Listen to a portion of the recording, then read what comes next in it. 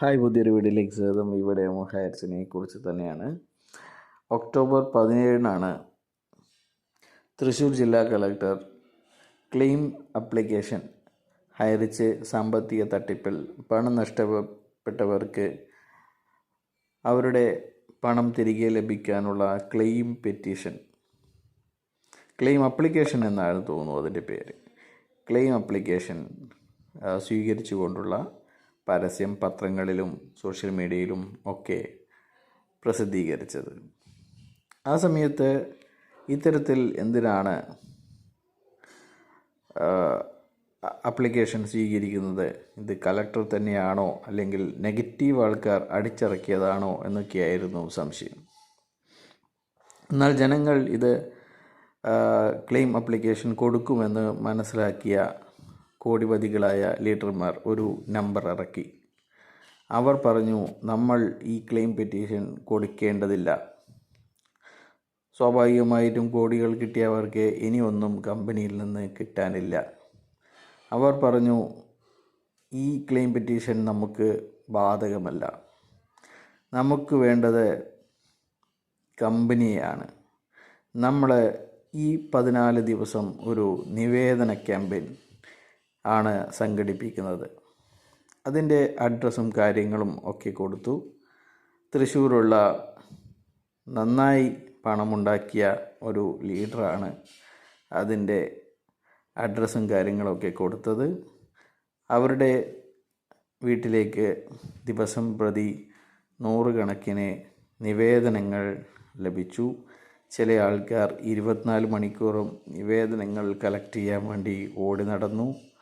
അപ്പോൾ അങ്ങനെയൊക്കെ ആണ് നടന്നത്. അതിനുശേഷം സൊസൈറ്റിയുടെ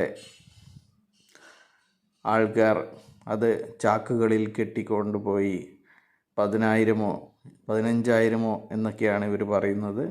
15,000 കണക്കിന് നിവേദനങ്ങൾ ഇവർ തൃശ്ശൂർ ജില്ലാ കളക്ടർക്ക് കൈമാറി. അതിൻ്റെ ഫോട്ടോ എടുത്തു. അതിനെക്കുറിച്ച് അയ്യൂബ് ഖാൻ വീഡിയോ ചെയ്തു. 10,000 എന്നുള്ള റെസീറ്റ് പൊക്കിക്കാണിച്ചുകൊണ്ട് ബാരിക്ക മുന്നോട്ട് വന്നു. ഇനി നമ്മൾ ഇത് RTI ചോദിക്കും, നമ്മളിത് കോടതിയിൽ കൊടുക്കും എന്നൊക്കെയുള്ള വീരവാദങ്ങൾ മുഴക്കി. ഇതിനു മുന്നേ തന്നെ മറ്റൊരു ക്യാമ്പയിൻ കൂടി ലീഡർമാർ സംഘടിപ്പിച്ചിട്ടുണ്ടായിരുന്നു. അത് വക്കാലത്ത് ക്യാമ്പയിൻ എന്നറിയപ്പെടും. ചരിത്രത്തിൽ ഒരു തട്ടിപ്പ് കമ്പനിയെ വീണ്ടും തട്ടിപ്പ് നടത്താൻ വേണ്ടി സഹായിക്കാൻ വേണ്ടി ഒരു വക്കാലത്ത് ക്യാമ്പയിൻ. 35,000 വക്കാലത്തുകളാണ് വെറും ഒരാഴ്ച കൊണ്ട് ഇവർ സംഘടിപ്പിച്ചിരുന്നത്. 24 മണിക്കൂറും ആൾക്കാർ വക്കാലത്ത് പൂരിപ്പിച്ചു കൊണ്ടേയിരിക്കുകയായിരുന്നു. അത് പല സ്ഥലങ്ങളിൽ വെച്ച് ശേഖരിച്ച് ഇവർ അത് വക്കീലിനെ കൊടുത്തു. വക്കീൽ ഇതിൽ നിന്ന് ചില വക്കാലത്തുകൾ മാത്രമെടുത്ത് അത് എവിടെയോ സൂക്ഷിച്ചു വച്ചിട്ടുണ്ട് എന്നാണ് പറയുന്നത്. ഈ വക്കാലത്ത് കൊണ്ട് യാതൊരുവിധ ഗുണവുമുണ്ടായില്ല. ഇവരുടെ സൊസൈറ്റിയുടെ വക്കീൽ കോടതിയിൽ പോയി കഴിഞ്ഞാൽ പറയും എന്നല്ലാതെ 35,000 വക്കാലത്ത് കിട്ടി, 35,000 വക്കാലത്ത് കിട്ടി എന്ന് പറയുകയല്ലാതെ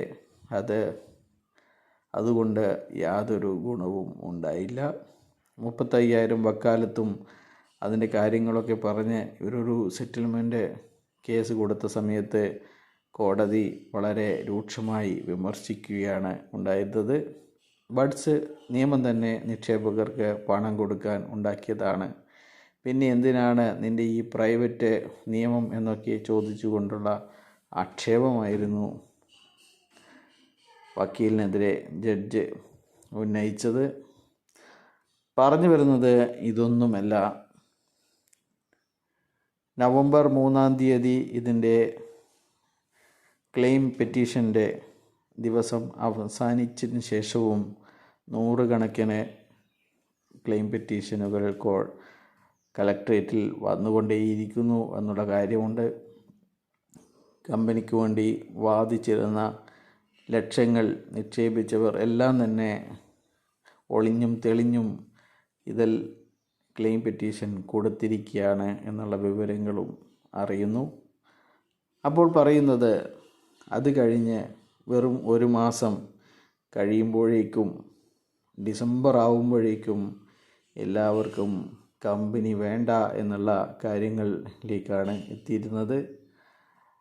നവംബർ കഴിഞ്ഞ് നവംബർ പകുതിയോടുകൂടി എല്ലാവർക്കും മനസ്സിലായി ഈ കമ്പനി പോയിക്കൊണ്ടിരിക്കുന്നത് കേസ് നീട്ടാനുള്ള വഴികൾ തേടിക്കൊണ്ടാണ് എന്ന്. അതുകൊണ്ട് തന്നെ ഈ കേസ് ഇപ്പോഴൊന്നും അവസാനിക്കില്ല എന്ന് മനസ്സിലായി. അതുകൊണ്ട് തന്നെ കമ്പനിയുടെ സിഇഒയെ ഗ്രൂപ്പിൽ ആഡ് ചെയ്ത് തെറി പോലും പറയാൻ ചിലർ മുതിർന്നു. അവരുടെ സങ്കടങ്ങൾ പറഞ്ഞു. അപ്പോൾ പറഞ്ഞിരുന്നത് നവംബർ 24 തന്നെ വക്കീൽ ഹാജരാകുമെന്നും മെറിറ്റിൽ വാദം തുടങ്ങും എന്നൊക്കെയായിരുന്നു. അത് കഴിഞ്ഞ് 1 മാസം കഴിഞ്ഞു. എന്നിട്ടും അതിനിടയ്ക്ക് 3-4 സിറ്റിങ്ങുകളും കഴിഞ്ഞു. എന്നിട്ടും മെറിറ്റിൽ വാദം തുടങ്ങിയിട്ടില്ല എന്നുള്ളതാണ്. അതുകൊണ്ട് തന്നെ ഇപ്പോൾ എല്ലാവരും പറയുന്നത് കമ്പനി ഒരിക്കലും ഇനി തിരിച്ചു വരണ്ട എന്നുള്ള രീതിയിലാണ്. 35,000 വക്കാലത്ത് കൊടുത്തതിൽ ഭൂരിപക്ഷം ആൾക്കാരും ഇപ്പോൾ പറയുന്നത് ഇനി നമ്മൾക്ക് ഇങ്ങനെയൊരു കമ്പനി വേണ്ട എന്നുള്ളതാണ്. എന്തെങ്കിലും കിട്ടുമെങ്കിൽ അത് എത്രയും പെട്ടെന്ന് തരണമെന്നും അവർ അപേക്ഷിക്കുന്നു.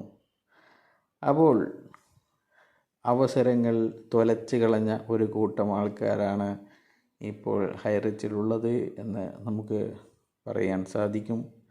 ഈ കമ്പനിയുടെ കേസ് വന്ന സമയത്ത് കമ്പനിയോടൊപ്പം ചേർന്ന് കമ്പനിക്ക് കേസ് നടത്താൻ അങ്ങോട്ട് പണം കൊടുത്ത് ജയ് വിളിച്ച് കമ്പനിയുടെ തെണ്ടിത്തരങ്ങൾ വിളിച്ചു പറയുന്നവരെ ചീത്ത വിളിച്ച് അച്ചാരം വാങ്ങിയെന്നും മറ്റ് കമ്പനിയാണ് ഈ കേസിനൊക്കെ കാരണമെന്നും പറഞ്ഞ് നടന്ന് ഇപ്പോൾ അവർക്ക് മനസ്സിലായിരിക്കുന്നു കമ്പനിക്ക് യാതൊരു ചുക്കും ചുണ്ണാമ്പുമില്ല, കമ്പനിക്ക് യാതൊരുവിധ രേഖയുമില്ലാതെയാണ് ജനങ്ങളിൽ നിന്ന് കോടികൾ സമാഹരിച്ചത് എന്ന്.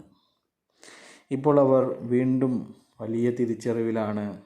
അവർ പറയുന്നു ഇനി കമ്പനിയുടെ MDയോ CEO ഞങ്ങൾക്ക് പണം തരില്ല. ഇങ്ങനെ എല്ലാ ലീഗൽ പേപ്പറും ഉണ്ട് എന്ന് പറഞ്ഞ് പറ്റിച്ചവരെ ഒരിക്കലും വിശ്വസിക്കാൻ കൊള്ളില്ല എന്നും അവർ ഇപ്പോൾ പറയുന്നു. അപ്പോൾ പറഞ്ഞു വരുന്നത് ഇത് തന്നെയാണ്. 2 വർഷത്തിന് ശേഷം അല്ലെങ്കിൽ വക്കാലത്തും നിവേദനവും കൊടുത്ത ആൾക്കാർ ഇപ്പോൾ നല്ല ബോധ്യത്തിലാണ് ഈ കമ്പനി ചെയ്തത് വലിയ തട്ടിപ്പാണെന്നും കേരളം കണ്ട ഏറ്റവും വലിയ മണി ചെയിനാണ് കമ്പനി ചെയ്തതെന്നും ഇവർക്ക് ഉത്തമ ബോധ്യം വന്നിരിക്കുന്നു. പക്ഷെങ്കിൽ ഇവർ എല്ലാ അവസരവും ഇവർക്ക് ലഭിക്കേണ്ടുന്ന എല്ലാ അവസരവും സ്വയം കളഞ്ഞു കുളിച്ചവരാണ്. ഇനി ഇവർക്ക് FIR ഇടണമെങ്കിൽ അവർക്ക് കോടതിയില്ലാതെ രക്ഷയില്ല. കോടതി മുഖേന മാത്രമേ ഇവർക്ക് FIR ലഭിക്കുകയുള്ളൂ. ഇവർക്ക് ആദ്യത്തെയോ രണ്ടാമത്തെയോ ലിസ്റ്റിൽ ഇടം പിടിക്കാൻ യാതൊരു സാധ്യതയുമില്ല എന്നുള്ളതാണ്. സർക്കാർ കണ്ടുകെട്ടിയ പണത്തിന് ഇവർ അർഹരാകുമോ എന്ന് ഇനി കാലം തെളിയിക്കേണ്ടതാണ്. ഇപ്പോഴും ചിലരൊക്കെ ഈ ലീഡർമാരുടെ കോടികളുണ്ടാക്കിയ ലീഡർമാരുടെ വാക്ക് കേട്ട് നടക്കുകയാണ്.